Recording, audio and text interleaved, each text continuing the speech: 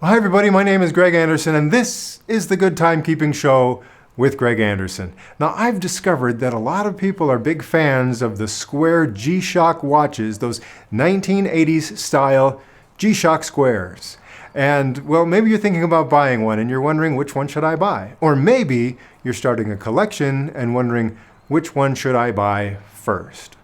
Well, I went through that same process, so I thought I'd kind of show you what I was thinking and show you some of the watches that I got. Now, I have a certain preference for watches that have built-in radio-controlled atomic timekeeping. So that limits my choices a little bit because Casio just makes lots and lots of different styles and varieties based on the whole G-Shock square concept. So I'm a little bit limited, but still managed to get myself a literal wristful of watches.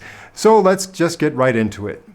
This is my current collection, and these four on the bottom are all G-Shock watches, and these two up here are also G-Shock watches. These first two up on the left are not G-Shock, but they are authentic, classic Casio digital watches, and this is the first digital watch I ever bought from Casio right here.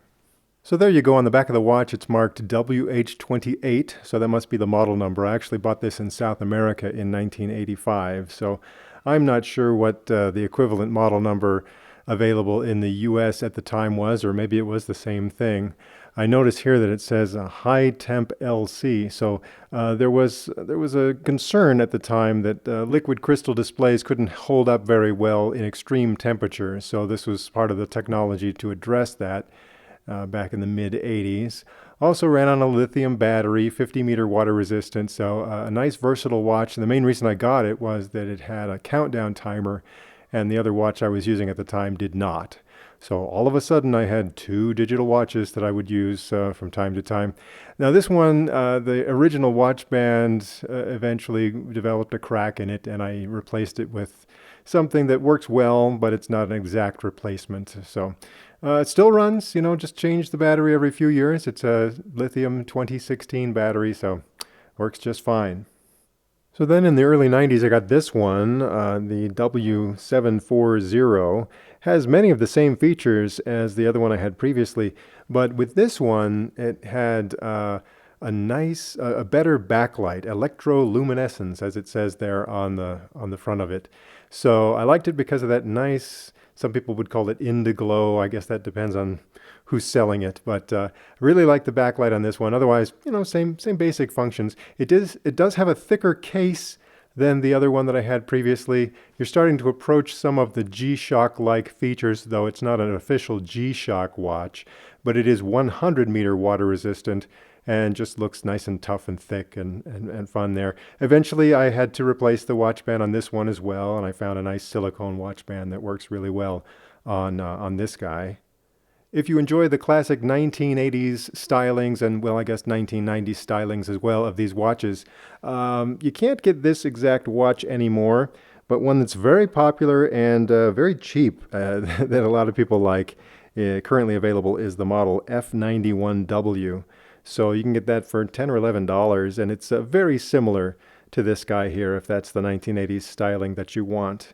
This one here, I've actually seen it for sale brand new to this day here in 2019 for under $30. So the new one, there was some writing here on the case that eventually wore away, but on the new one, there's still some writing right there on the case. So yeah, if you want that, you can still get it. But these days, my personal preferences have changed, and with what Casio's offering these days, I really enjoy having the tough solar and the multiband 6 atomic timekeeping built into a lot of the Casio watches, so especially these G-Shocks here.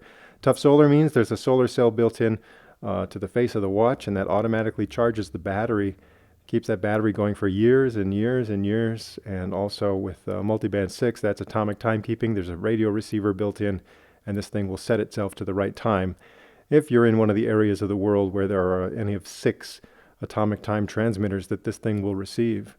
So now I'm stuck on wanting multiband 6, atomic timekeeping, tough solar, and well, I wanted to get this. It's just a throwback to that classic 1980s styling, but I was a little hesitant, and I'll tell you why. You see that red stripe right there around the face?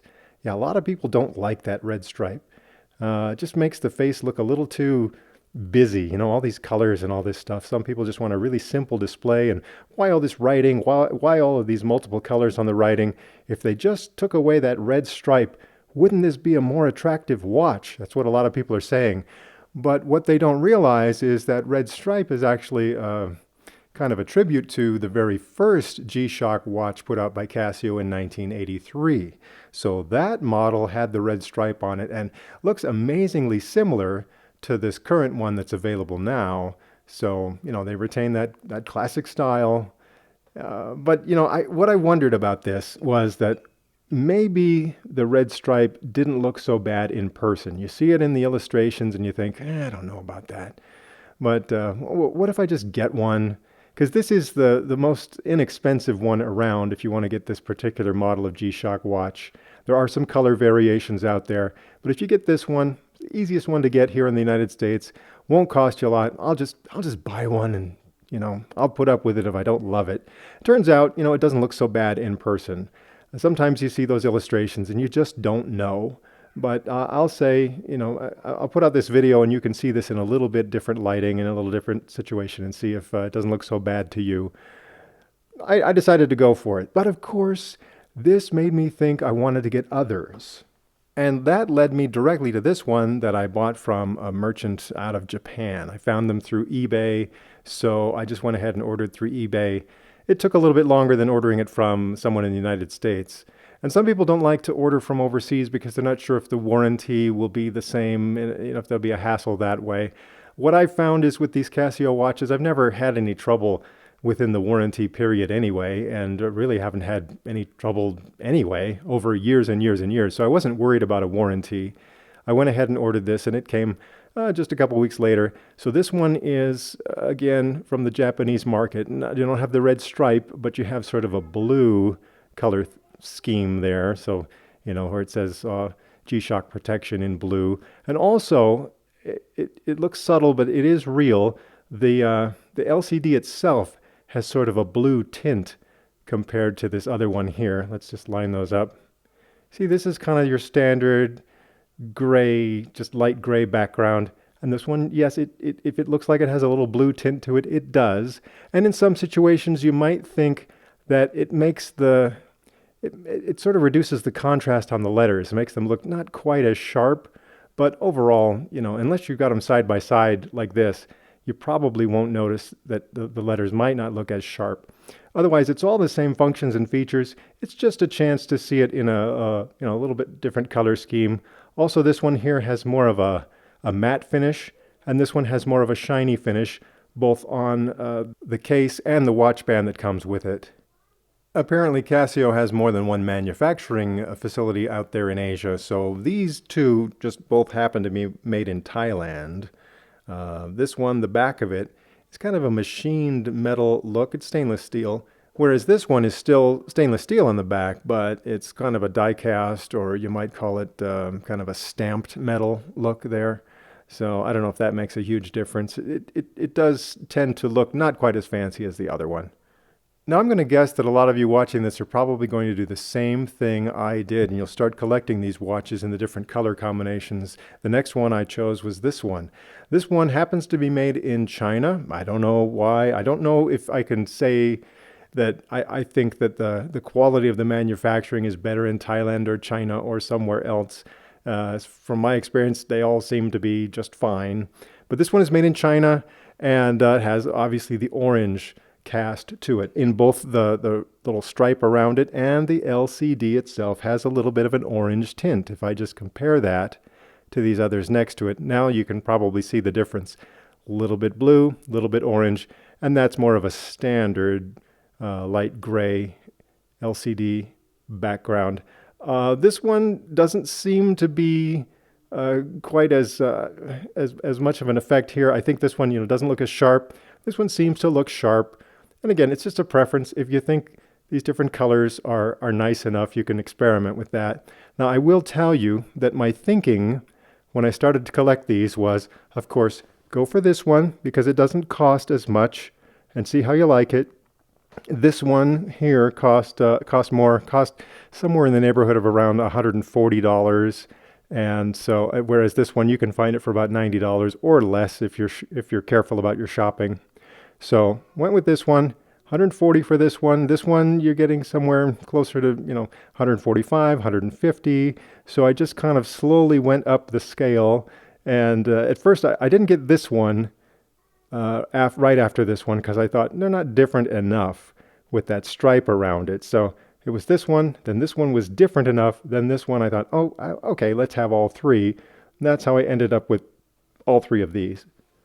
Now, if you go down this road the way I did, the next thing you're going to want to get is this one here. It's featuring the carbon fiber. Now, when you look at the illustration from Casio, you're going to think that all that writing on the watch band is very distracting, obnoxious, if you will. Oh man, why does it have to say carbon fiber all over? This is almost like driving a replica Indianapolis pace car or something around town. No, I don't want all the fancy writing. And you think to yourself, this thing would be so much more popular if they didn't have writing all over the watch band. It's carbon fiber, that's great, but you don't have to write all over it. And well, practically speaking, when you wear this, you really don't see that writing on the watch band. I mean, look, what you're seeing here, this is what you're going to see when you lift that watch up to look at it. So that writing's not really going to bother you. And it is really kind of neat, this carbon fiber stuff, because the band itself is almost like a two-layer thing. The inside layer that touches your skin is more of a dark resin type of material. And it's bonded to this kind of clear coating that's on the outside of the watch band. So, you can shine a light through it and get some really weird effects. It's kind of cool, really, to have the carbon fiber in there. And, I can only expect it to be really tough and in the long term. I mean, I haven't had it for very long, so we'll see. Also, even just around here on the watch case, just around the edge, this is also translucent, so you can shine a light through the back of that, and you can actually see it coming through. So carbon fiber, it's actually really cool. And this will cost you some. It'll cost you about $200 compared to the other ones, but it actually, it's actually kind of neat. And I think it's worth it if you're building up a collection of watches to pay a little bit more and enjoy this one. Oh, and just incidentally, the back of this watch, it looks like those others with kind of that machined metal look. It's not made of stainless steel, however. The back of this is made of titanium.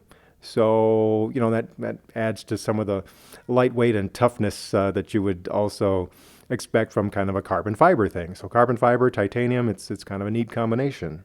And that brings us right around to this bad boy that you've probably been wondering about. Oh boy. Because when you look at all the different varieties that are available, especially when you're checking the international market and seeing what's available in Japan, all of a sudden you got this guy. And look at it. It doesn't have the red pinstripe all around the face.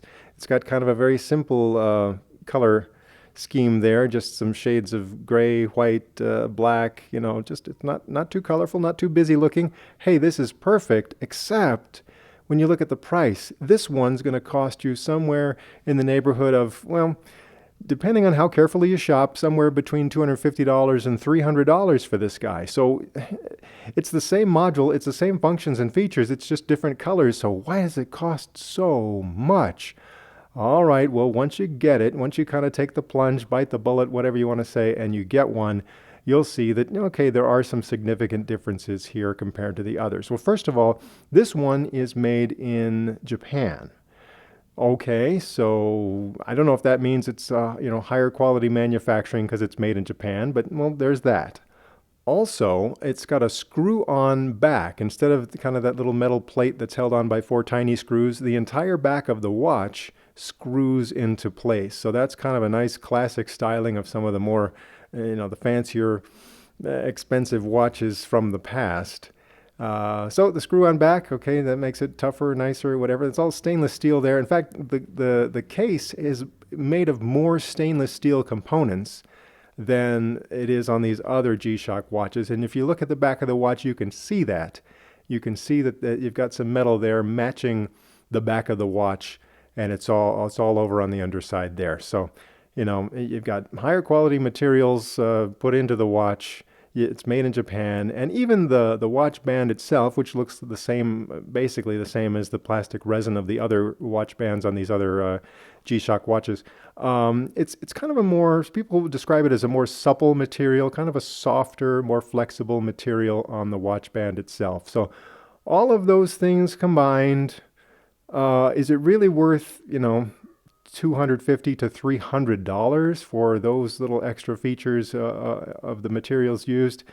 Well, you be the judge, but at least, there is something to the fact that it's more expensive. There is something tangible you can observe that it's different. It's significantly different. Is it worth the price? I don't know, but I did it anyway.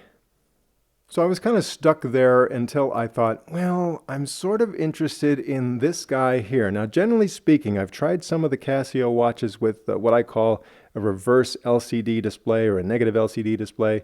So it has the lighter color digits against a dark background as opposed to these others with the dark digits against a lighter background, right? So the negative LCD, well, it is, in my experience, it is harder to see at a glance. You got to pay a little bit closer attention if you're just going to glance at your watch, especially if you're in, low lighting conditions. I mean, if you're outside in full sunlight and you glance down at your watch, it's probably as easy to see as anything. But if you're in an office or just somewhere where the light is not as bright, you do have to think a little bit harder to take a glance and see that display. So generally, I'm not a huge fan of the negative LCD. And there are a lot of varieties when it comes to the GW-M5610 watch with a negative LCD display. You can get it with, just kind of the black case, or there are some other color cases available. There's an awful lot of them out there, but I'm kind of resisting the urge to get any of those just because, generally speaking, I enjoy the normal LCD display more than the negative LCD display. But so those are all out there. I'm probably going to be, that's pretty far down on my priority list to get some of those other negative LCD display watches. But the reason I wanted this one is that it has, instead of the resin watch band, it has what Casio calls the Combi bracelet, or combination bracelet. So it's got some plastic pieces and then some metal pieces linked together, and a lot of these little spring bars in there to keep them together. So it's actually, if you got a spring bar tool or a nice fine jeweler's screwdriver, it's not that hard to add and remove links from this Combi bracelet. And so you get to enjoy the overall black color scheme of both the bracelet and the watch itself. So I don't know if it's kind of a fashion statement, I suppose. And I was just awfully tempted just because I wanted to try that bracelet. And so overall, I really like this one.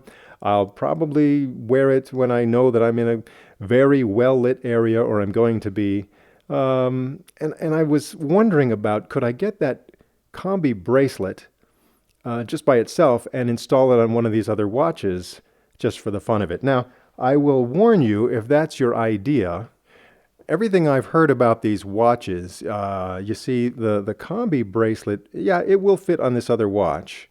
But if you buy that bracelet all by itself, you might pay somewhere around $130 just for the bracelet. So in this case, I could have got a watch very similar to this one with a regular resin bracelet. And that whole thing, if I shopped around carefully enough, would have cost me about $130, $140. As it turns out, I was able to get this one for, it listed by the eBay seller selling from Japan for about $160. So it comes with the Combi bracelet and a watch for $160. So it seems strange that if I wanted to just buy the bracelet, it would be $130. I don't know. I could do that, or if I really wanted to, I suppose I could swap this with this one. But from put this bracelet on here, put the resin watch band from here onto here.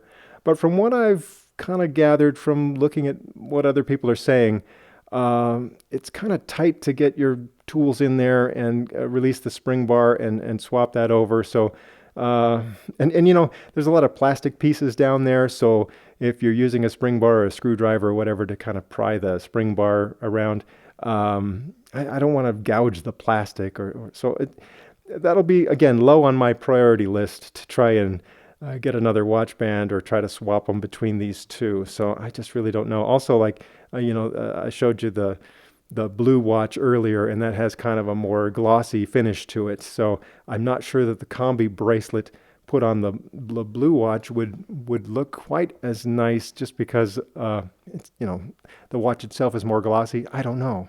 Now, some people thought the perfect thing to do would be to get one of these Combi bracelets and try and put it on this wonderful stainless steel back watch from Japan. And actually, that probably won't work very well, okay? And maybe I can show you what the problem is here. This might not be the best angle to show you, but see this one here with that nice screw on back, it's actually quite a bit thicker. The entire case thickness, you know, from top to bottom here is significantly thicker than the case over here on this one. So the way that the Combi bracelet fits against the back of the watch, it's going to be just a little too tight if you try to take this one over here and put it directly onto this one there. Just the way that's got the little tabs there on the back of the bracelet.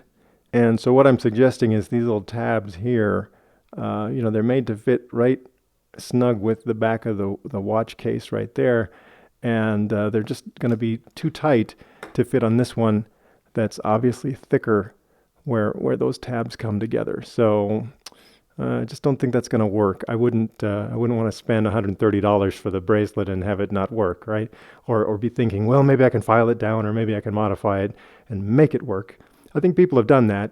I'm not quite brave enough to do that right now.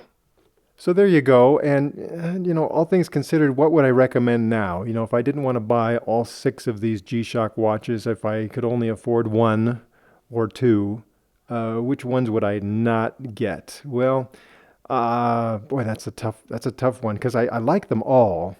I guess I would say don't shy away from any of the different colors. If you think that this red one is just not going to do it for you, you might be mistaken. You know, that's a good price to get that one with all the same features as far as tough solar and atomic timekeeping as these more expensive ones. That's really not a bad choice. I would give it a try. If you're into the different colors, you know, do you like blue? Do you like orange? Those are great. I really think the carbon fiber one looks a lot better than I thought it would. And so, you know, if I could only choose one, it might be this one for a good, you know, some compromise between price and that carbon fiber toughness, you know. This one, I guess you can't really go wrong, except for it is expensive, but I looked for coupons on eBay and other deals, and so it wasn't quite as bad as it could have been.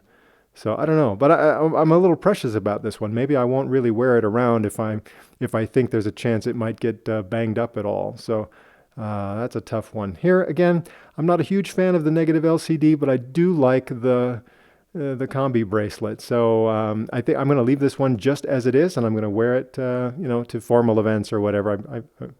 I don't know. I really like them all. So. But I wanted to show them all to you in a different context from just those regular illustrations you see on all the shopping sites. So I would say this is the only one I bought from an American retailer. The rest I got from Japan. I had no trouble getting them from Japan. It takes a little bit longer than normal just because it's coming from overseas. But other than that, really no trouble. And, you know, I found the Japanese retailers that I was working with through eBay or Amazon or whatever I was doing. They're just very polite and kind and quality customer service. You know, even though all I really needed as far as customer service was for the thing to arrive, because now that I have it, I don't anticipate any trouble with these things until years and years and years down the line. So, boy, there you go. And once again, this is made in Thailand, China, Thailand, Japan, and this one is also made in Thailand. So if that makes a difference to you, but I think the quality on all of these is just superb. Now all these square G-Shock watches I've been showing you that I have the same functions and features because they're all based around the same module. So it turns out Casio has another watch based around the same module with a larger case. And I'm trying to figure out if I like the way that looks, if the case just looks too big, I don't know. So I guess there's a possibility that I could still get another square G-Shock watch with this very large case around it. We'll see. If I do, I'll make another video. So I'll see you then right here on the Good Timekeeping Show.